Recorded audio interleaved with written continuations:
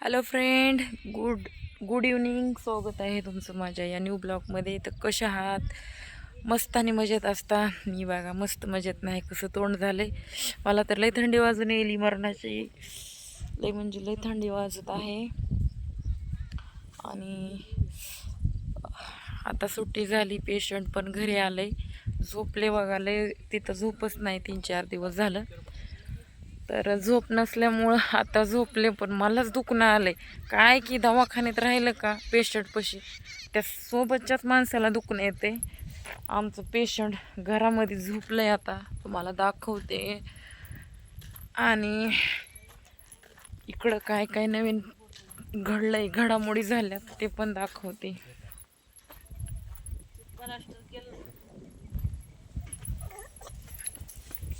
वकलच का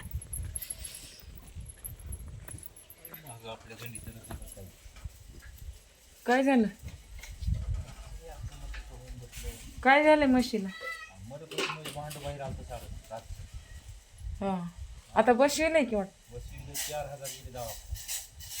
जाऊ दे, काय आता काय करावं, त्याला जाणारच आहे दुखायला.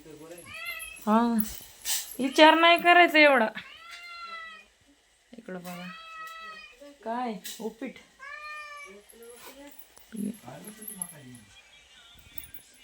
आमचं पेशंट असं अंधारात झोपलंय मोबाईल बघत. बरं वाटतंय का? जाळ उठलाय? गोळ्या घेतल्या का? हा, काय नाही होत. अंडे ही खायचे, चिकन होते बरं, काळजी करू नको. बघा असं आमचं पेशंट आले.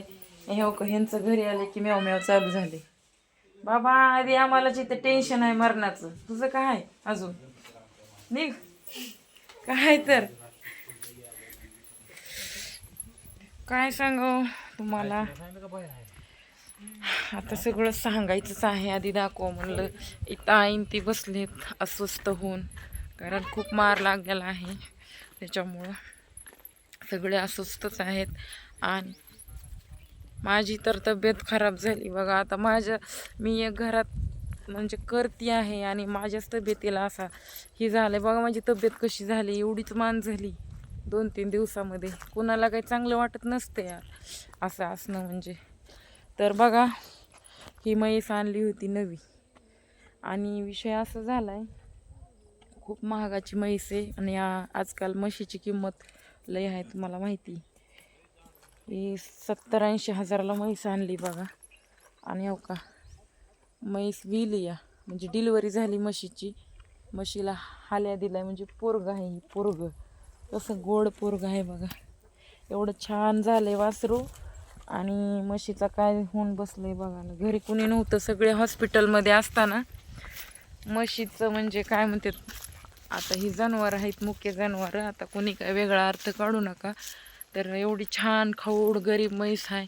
सगळे दवाखान्यात हॉस्पिटलमध्ये आले होते. मी त्या दिवशी संध्याकाळी लागलं त्या दिवशी घेऊन गेले. आणि इकडं घरी कुणी नसताना म्हैस घरी गेली. मनानंच तिची डिलिव्हरी कराय कोणच नव्हतं इथं. तर बघा विषय असा झाला की तिचं भांडं बाहेर आलं, म्हणजे अंग बाहेर आलं तिचं. आणि रात्री संध्याकाळी घरी माणसं आली, म्हैस येली, बरं सुखारूप वासरू बाहेर आलं, व्यवस्थित झालं. पण त्याच्यानंतर रात्रीच्या मध्यरात्री सगळे झोपीत असताना त्याच दिवशी तिचं भांडं बाहेर आलं आणि 4-5 हजार म्हशीला गेले. त्या पेशंटला म्हणजे हिला तर झालं, हिचं असं झालं. तर कसं तरी डॉक्टरला बोलून आता ते बसवलंय. नाही तर ती बिचारी मेली असती आणि माझ्या वडिलाला तेवढा दंड आला असता. मग ते वडील म्हणतात आपल्या मागं काहीतरी गर्दाशाच लागली, काय ना काही खड्डा यायला. तर 5 हजार गेले म्हशीला, 4-5 हजार. त्या दिवशी आजीला मी हॉस्पिटलमध्ये नेलं, त्या दिवशी भावाला हॉस्पिटलमध्ये नेलं. माझा दवाखाना, मी बी रोज गोळ्या खाऊ जगायले. का शिळी आणली, बरं तिला तरी काय झालं नाही, ही तरी सुकानं खायली बघा.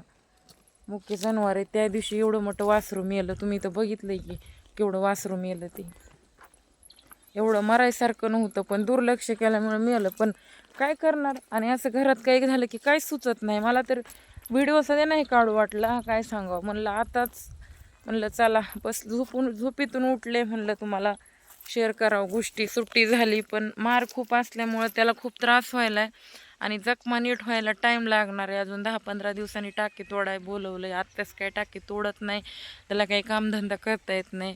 लय विषय अवघड आहे भावांनो बहिणींनो. आणि मला जरी हो का त्या लोकांनी सोडलं नसेल तर आम्ही माझ्या आईवडिलाचा आधार आहे. मला काय झालं तर असं वाटतंय महागडल्याचं कसं होईल, कारण घरात करती पुढं होऊन करणारी थोडी हुशार मीच आहे.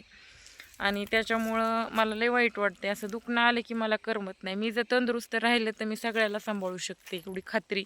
मला लय श्रीमंत व्हायचं नाही, मला लय पैसे मिळवायचे नाहीत.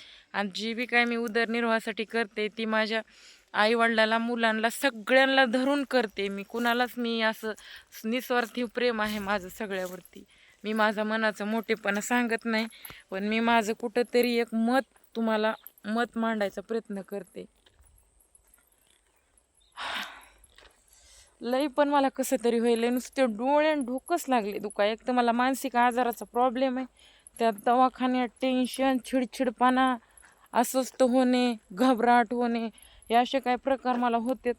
आणि ते आता परत व्हायला लागले. काय सांगा मी, मला काय आहे, मला घरदार शेती काय आहे नाही ह्याचा कधीच नाही विचार केला. मी फक्त माझ्या फॅमिलीचा, माझ्या मुलांचा विचार करत आले. मान्य मी पण खर्च करते स्वतःवर, पण करायचं तिथं करते. लता कपडा लिहायची सवय आहे मला, चांगले कपडे लिहायची आवड आहे, त्याच्यातच माझे 2 पैसे जास्त खर्च होते. आणि बाकी काय नाही. चप्पल पण मला 2-2 नसते. जर जॉबवर कुठं गेले तर शूज लागते. मग शूज तर माझ्या भावाला मी 2 शूज दिले माझेच वापरायला. तर बघा हो का, मी नवीन चप्पल आणलाय. काय सांगाय, त्या दिवशी मी चप्पल घेतला, एवढा छान चप्पल होता माझा सँडल, चुरून न्याला, कुणी न्याला दवाखान्यात काय माहिती. मी रात्री जाऊन चप्पल आणलाय. आणि खरं सांगू का, मला यूट्यूबला जितकं सपोर्ट भेटत नाही तेवढं फेसबुकला आणि इंस्टाग्रामला सपोर्ट पब्लिकनं केला आहे. आता यूट्यूब एक हार्डच आहे, पण यूट्यूबला पण सपोर्ट करा माझं असं म्हणणं आहे. कारण फेसबुकचे सध्या लोक काही इकडं येऊन सबस्क्राईब करून बघायलेत व्हिडिओ, तर त्यांना कुणी बी जे बी आले असेल त्यांचे धन्यवाद बरं का. तुमचा सपोर्टमुळं, आशीर्वादमुळं कुठंतरी मला समाधान वाटते. एवढे मला म्हणजे माझे एवढे फॅन भेटले. मी जेव्हा हॉस्पिटलमध्ये होते तेव्हा जेवढे माझे फॉलो करणारे लोक आहेत फेसबुक पेजला, म्हणजे तेवढे काय नाही, कुठल्या तरी जिल्ह्यातून, तालुक्यातून मला फॉलो करणारे जे लोक आहेत त्यांना कळालं. पोस्ट टाकली होती मी की माझ्या बंधूला घेऊन मी हॉस्पिटलमध्ये आहे, आणि माझ्या पोस्ट खोट्या नसतात, खऱ्या असतात. तर ज्यांना मी दिसले ते लोक नाही का मार्गदर्शन करायला आले, हॉस्पिटलमध्ये माझ्या भावाला बघायला आले. पुन्हा म्हणजे कुठंतरी समाधानकारक वाटलं. पण त्यातले त्यात काही लोक वाईट विचार करणारे सध्या होते त्याच्यातच. पण वाईट विचार करणारच मी एक सांगू का, तुम्ही लोकाची बराबरी करणं होत नाही. ते फॉलोअर्स सध्या काही असे आहेत की माझ्याबद्दल वाईट विचार करणारे, पण वाईट विचार करू द्या तुम्ही. जेवढं मला वाईट बोलता तेवढी माझी प्रगती होणार आहे. आणि हो का, आणि मी काय तुमचे दुश्मन नाही, तुम्ही माझे दुश्मन नाही. आम्ही व्हिडिओ काढतो, तुम्हाला तुमच्या मनावर आहे ती. आता तुम्हाला काय आवडते काय नाही त्याच्यावर अवलंबून आहे. तुम्ही म्हणजे कुणाचे आता एवढे व्हिडिओ क्रिएटर आहेत, कुणाचे व्हिडिओ आवडते, कुणाचे बघा वाटते तेच बघू शकताय. जिथं आवडत नाही तिथं नाही बघू शकत, बरोबर. त्यामुळं जगदुनिया ही बोलायचं असती. माणसाचं काही खरं नाही, घडीचा भरोसा नाही बरं का, कधी काय होईल ती. त्यामुळं कोणी कोणाला वाईट बोलू नका, माझं म्हणणं आहे. मलाच नाही, कुठल्याच व्हिडिओ क्रिएटरला बोलू नका. ज्याची त्याची हाऊस, ज्याची त्याची इच्छा असते. मी ह्या क्षेत्रात आहे म्हणून मला माहिती, व्हिडिओ बनवणं म्हणजे काय वाईट नसते. आवड निवड, बरं 2 पैसे कमवायचं, ज्याच्यामध्ये टॅलेंट हिंमत आहे तीच व्हिडिओ बनवू शकते, कोणी बी बनवू शकत नाही. ज्याला काही कळत नाही ते नावं ठेवतात. अहो राहू द्या, माझे जवळचे नातेवाईक म्हणजे माझे मामा, जवळचे सख्खे मामा मला स्वतः बोलत नाहीत ते का मी व्हिडिओ बनवते म्हणून. त्यांचं म्हणणं आहे की हे आपल्या समाजामध्ये नाही. खूप दिवसानंतर मी त्यांच्या घरी गेले, तेव्हा मला कळलं की माझ्याबद्दलचे त्यांचे विचार काय आहेत. तर खूप वाईट विचार आहेत त्या नातेवाईकांचे. पण मी तसल्या लोकांचा विचार करत नाही, कारण दुनिया चंद्रावर गेली आणि ते अंधारातच आहेत. त्यांचे खूप म्हणजे खूप खालच्या पातळीचे विचार आहेत माझ्याबद्दलचे. सांगायचं म्हणलं तर खूप हार्ड आहे, मी सांगू पण शकते. पण त्यात माझा एक दुश्मन आहे, ज्या माणसासोबत माझं लग्न झालं होतं आणि डिवोर्स पण नाही झालेला, तो हरामखोर आहे ना, त्याला हे गोष्टी आनंदाच्या वाटतात. पण वाटू द्या, पण त्या मूर्खाला काय माहिती मी किती गणगोत मिळवलंय आणि किती माझे चाहते आहेत, त्याला काय माहिती, माहीत नाही. त्यामुळं ती तर त्या नीच माणसाला वाटते मला नातेवाईकांनी सपोर्ट नाही करावा. मी तुला सांगते, नातेवाईक मला सपोर्ट करत नाही आणि मला त्यांच्या सपोर्टची गरज नाही. अख्खा महाराष्ट्र पडलाय मला सपोर्ट कराय, दुनिया पडली सपोर्ट कराय. तर त्या मामा मामी आहेत ना माझ्या, त्यांचा मला अजिबात सपोर्ट नाही. ते लोक माझ्याबद्दल खूप वाईट विचार करतात का तर मी व्हिडिओ क्रिएटर झाले म्हणून.